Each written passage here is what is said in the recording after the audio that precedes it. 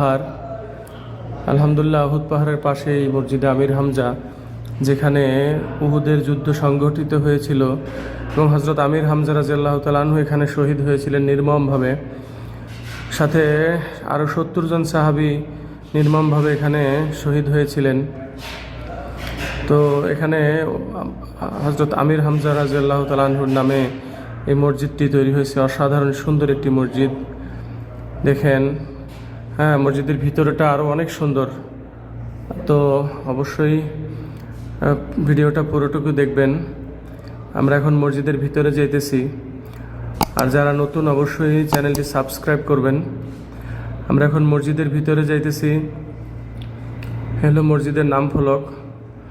মসজিদের ভিতরটা অনেক সুন্দর, আলহামদুলিল্লাহ। এই যে মসজিদের গেট দিয়ে আমরা প্রবেশ করতেছি। হ্যাঁ, তো এই যে মসজিদ, মাশাআল্লাহ।